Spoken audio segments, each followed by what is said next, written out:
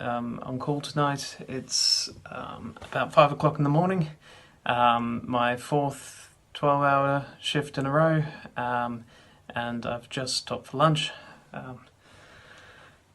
The FrontLine, it's changing. There are a lot of COVID patients, some of whom are very sick, and it's a weird virus that does weird things. But there's also a lot of people with all their chronic conditions, and things like strokes and heart attacks haven't gone away.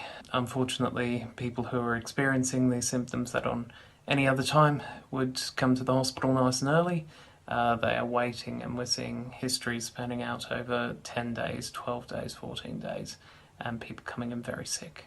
It's definitely different at the moment, and there's definitely challenges that we're facing every day, and I'm really blessed. I've got a really supportive, really great team that I work alongside. You know, we're all experiencing moments of anxiety, of just not knowing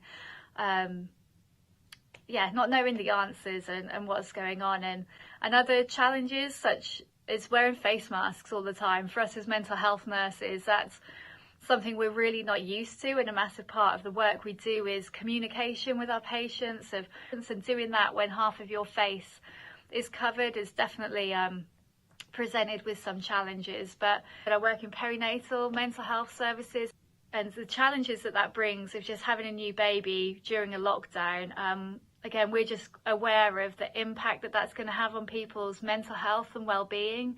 My job has changed quite drastically over the last few months. I've definitely noticed when the pandemic first hit that things felt a little bit like the apocalypse.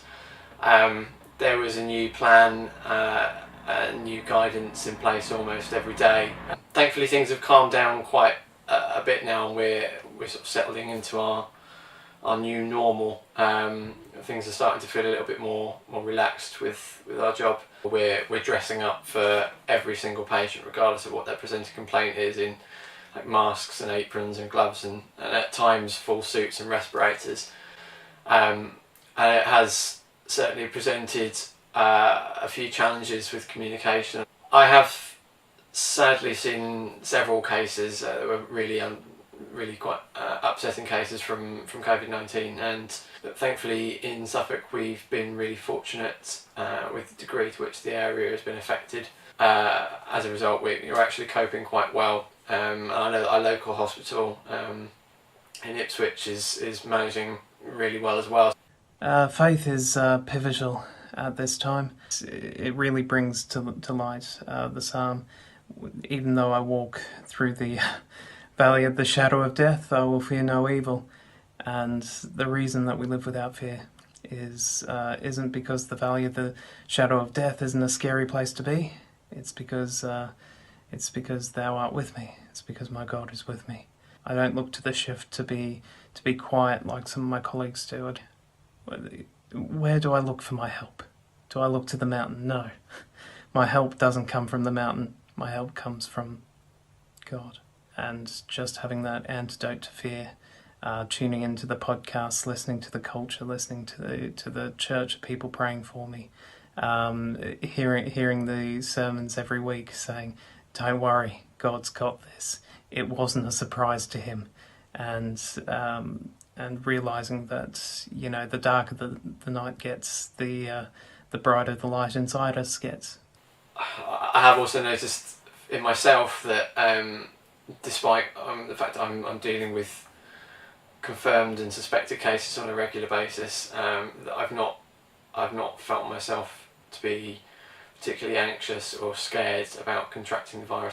I'm still taking every precaution available to me. I don't feel that God has afforded me any extra protection, but I certainly do have a peace and an acceptance of whatever's coming is going to come, and that it's going to have God's hand on it.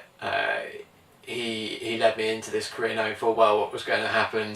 I feel that he's going to be looking after me and my family, whatever happens. The hope that I have right now, like I said, like the generosity we're seeing from so many people, of, you know, those random acts of kindness and just encouraging words. really does bring a lot of hope for all of us. But ultimately, you know, for me, my hope is in Jesus and who he says he is, that his promises are sure and true, and he is the same yesterday, today, and forever. And, you know, I've been really reminded this week that as much as during, you know, difficult circumstances like ones we're facing now, I think we can find ourselves, you know, really just desperately clinging on to Jesus and holding on to him, which isn't wrong to do. But I've just been really reminded this week that actually, as much as I feel like I'm trying to cling on to him and hold on to him, that actually he's just like, I've got you, like I'm holding on to you, I've got you in the palm of my hand, and you're safe and you're secure and I am with you. And yeah, that is where my hope comes from during this time. I'm seeing a lot of fear in the community.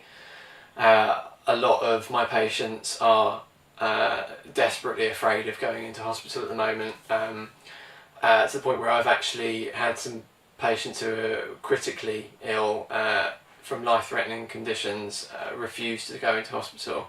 So I'd ask if you're looking for things to pray for us, that that the sense of peace and acceptance and calm that God's given me can be extended to both my patients and their relatives, and also to my colleagues who are also feeling desperately anxious. I know a lot of my colleagues are really, really worried about taking this home to their families, about contracting it themselves and passing it on to relatives, and there's a lot of fear and anxiety, and we'd certainly be really grateful for any prayers in reducing that fear.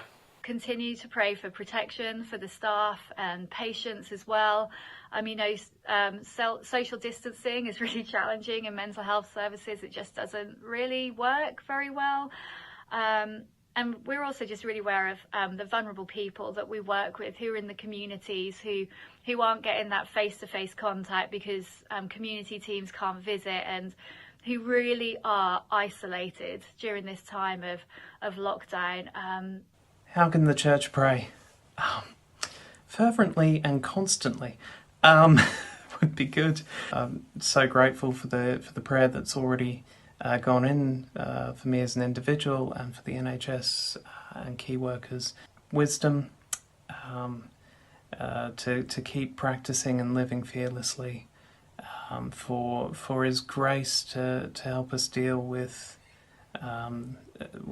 everyone around us in every walk of life, and for myself just wisdom, grace, patience. I'm also part of an ethics committee who makes some fairly who are involved in some fairly heavy decision-making processes, but I'm just grateful that I can take Jesus into the room with me.